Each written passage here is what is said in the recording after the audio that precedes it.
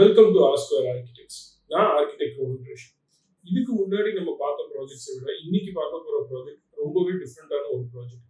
இந்த ப்ராஜெக்ட்ல நம்ம கிளைண்டோட ரெக்யர்மெண்ட்ஸ் வந்து அவங்களோட 2.5 ஏக்கர் ஃபார்ம்ல வந்து ஒரு ரெசிடென்ஸ் டிசைன் பண்றது.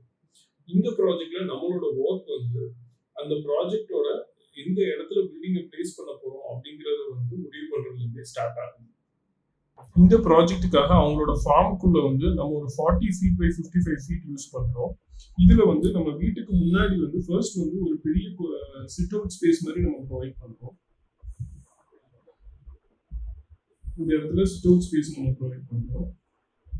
சிட் அவுட்ல இருந்து எடுத்ததும் லிவிங் ரூம்குள்ள போகாம நம்ம குட்டியா வந்து ஒரு ஃபாயர் ஸ்பேஸ் வந்து இந்த இடத்துல நம்ம வந்து ப்ரொவைட் பண்றோம்.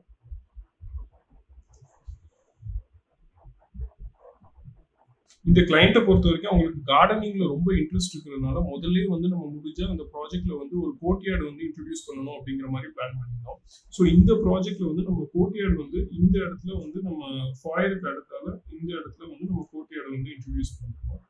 ஸோ இந்த கோர்ட்யார்டுக்கும் இந்த ஃபாயர் ஸ்பேஸ்க்கும் நடுவில் இருக்கிற இந்த வால்ல வந்து நம்ம வந்து ஒரு பெரிய ஓப்பனிங் ப்ரொவைட் பண்ணிட்டு இங்க இருந்து பார்க்கும் போதே வந்து இந்த கோர்ட்யார்ட் ஸ்பேஸ் தெரியுற மாதிரி டிசைன் பண்றோம். இது எதனால அப்படி பண்ணியிருக்கோம் அப்படின்னா, யூஸ்வலாவே வந்து ஒரு வீட்டுக்குள்ள என்டர் ஆகிறப்போ வந்து ஒரு பில்டு ஸ்பேஸ்க்குள்ள போறோம் அப்படிங்கிற ஃபீல்ட்ல தான் எல்லாருமே என்டர் ஆவாங்க.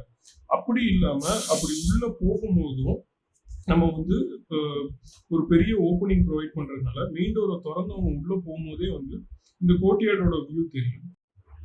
இந்த ஃபாயர் ஸ்பேஸ்க்கு அடுத்தால நம்ம இந்த இடத்துல வந்து இந்த வீட்டோட லிவிங் ரூம் வந்து ப்ரொவைட் பண்றோம்.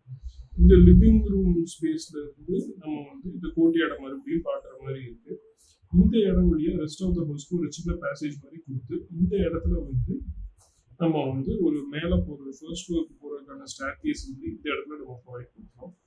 இந்த இடம் வந்து கம்ப்ளீட்டாக ஒரு மாஸ்டர் பெட்ரூமாக டிசைன் பண்ணுறோம்.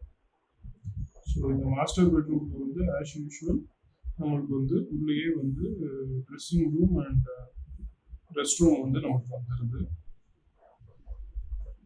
அதுக்கப்புறம் இந்த இடம் வந்ததும் இந்த ஸ்பேஸ் வந்து நம்ம வந்து டைனிங் ஹாலை வந்து நம்ம ப்ரொவைட் பண்றோம்.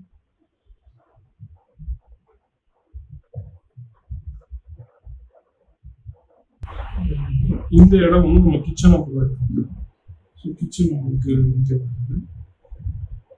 அதுக்கப்புறம் கிச்சனோடய சேர்த்து நம்ம ஸ்டோரேஜ்க்காக ஸ்டோர் ரூம் ஒன்றும் சர்வீஸ் ஏரியாவும் நம்ம வந்து ப்ரொவைட் பண்றோம்.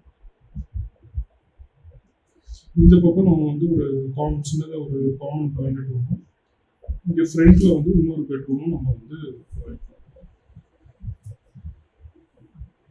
இந்த பெட்ரூம்ல ஒரு அட்டாச் டாய்லெட்டும் இருக்கிற மாதிரி நம்ம வந்து டிசைன் பண்ணிருக்கோம்.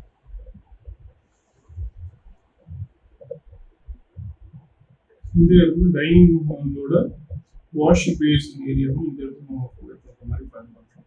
ஸோ இந்த வீடோட ஓவரால் சர்க்குலேஷன் நம்ம பார்த்தோம் அப்படின்னா நம்மளுக்கு வந்து இது வந்து சிட் அவுட் ஸ்பேஸாக இருக்குது.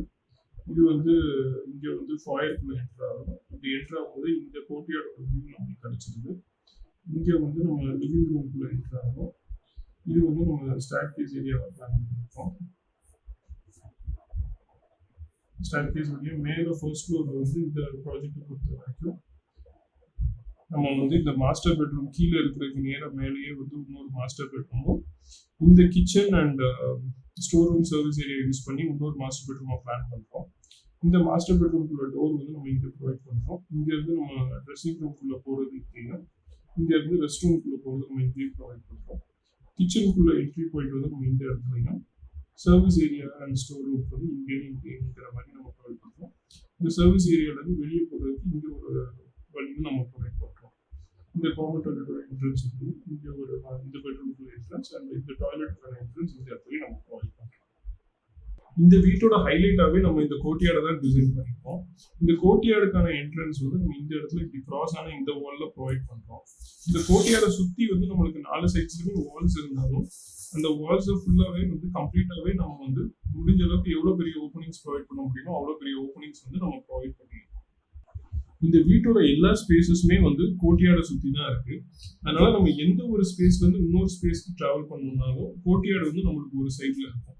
அப்படி இருக்கிறதுனால வந்து இந்த கோர்ட்யார்டோட வியூஸ் வந்து ஒவ்வொரு ரூம்லேருந்து பார்க்கும் போதும் ஒவ்வொரு மாதிரி இருக்கும். லிவிங் ரூம்ல இருந்து பார்த்தா நம்மளோட கோர்ட்யார்டு வந்து இந்த மாதிரி ஒரு லுக்ல இருக்கும்.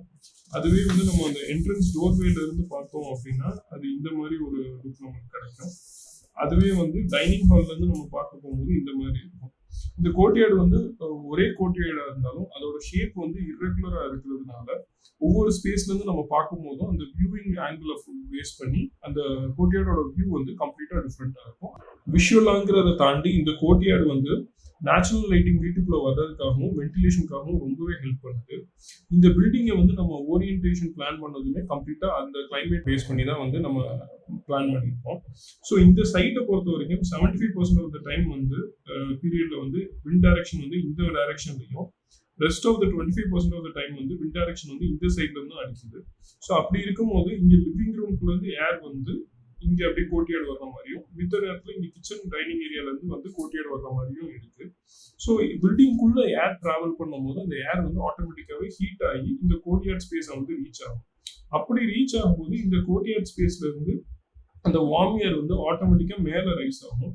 அப்படி ரைஸ் ஆகும்போது கீழே வந்து ஒரு கோர்ட்யார்டோட கிரவுண்ட் லெவல்ல வந்து ஒரு லோ ப்ரெஷர் ஃபார்ம் ஆயிடும். ஸோ அந்த லோ ப்ரெஷரை வந்து பேலன்ஸ் பண்றதுக்காக அந்த கோர்ட்யார்டை சுத்தி இருக்கிற ஸ்பேசஸ் வந்து ஏர் வந்து கோர்ட்யார்டுக்குள்ள வரும். ஸோ ஆட்டோமேட்டிக்கா அந்த கோர்ட்யார்டு இருக்கிறதுனால அந்த வீட்டை சுத்தி வந்து கம்ப்ளீட்டாவே நம்மளுக்கு வந்து ஒரு நல்ல ஒரு வென்டிலேஷனும் இருக்கும். இந்த ப்ராஜெக்ட்ல டோர்ஸை தாண்டி நம்ம 3 இடத்துல வந்து டோர்வேஸ் வந்து பிளான் பண்ணியிருக்கோம். இந்த ஃபாயர்ல இருந்து இந்த லிவிங் ரூமுக்குள்ள என்டர் ஆகிற ஸ்பேஸ்ல, அதுக்கப்புறம் இந்த பேசேஜ்ல இருந்து இந்த கோர்ட்யார்டுக்கு என்டர் ஆகிற ஸ்பேஸ்ல, அதுக்கப்புறம் இந்த டைனிங் ஏரியால இருந்து இந்த கிச்சனுக்கு என்டர் ஆகிற ஸ்பேஸ். இந்த டோர்வேஸ் எல்லாமே கம்ப்ளீட்டா வந்து நம்ம வந்து ஸ்கொயரிஷா இல்லாம கம்ப்ளீட்டாவே ஆர்ச்சஸ் வந்து இன்ட்ரோடியூஸ் பண்ணியிருக்கோம். ஸோ இது வந்து எப்படி இருக்கும் அப்படின்னா இந்த ரெசிடென்ஸை பொறுத்த வரைக்கும் டோர்ஸ் இருக்கிற இடத்துல வந்து ஸ்கொயரிஷாகவும் டோர்வேயா இருக்கிற இடம் ஆர்ச்சஸாகவும் இருக்கிறது ஒரு இன்ட்ரெஸ்டிங்கான ஒரு எலமெண்டாக இருக்கும். இந்த சீரீஸ்ல நம்ம பார்க்குற 4th ப்ராஜெக்ட் இது. இதுக்கு முன்னாடி நம்ம 4 சென்ஸ்ல ஒரு 2 BHK ஒரு கிளையண்டோட ரிக்வயர்மெண்ட்ஸ்க்கு ஏற்ற மாதிரியும் இன்னொரு ப்ராஜெக்ட் வந்து இன்னொரு 4 சென்ஸ்ல வந்து ஒரு லேண்ட் ப்ரொமோட்டருக்காகவும் நம்ம டிசைன் பண்ண பார்த்துருக்கோம். அதே மாதிரி ஒரு 13 சென்ஸ்ல ஒரு 5 BHK ப்ராஜெக்ட் டிசைன் பண்ணதும் பார்த்துருக்கோம். நெக்ஸ்ட் நம்ம பார்க்க போற ப்ராஜெக்ட் வந்து ஒரு லெஸ் தென் 4 சென்ஸ்ல 4 BHK நம்ம டிசைன் பண்ண ஒரு ப்ராஜெக்ட். தேங்க்யூ ஃபார் வாட்சிங். நான் architect Rohan Rasheed from R Square Architects.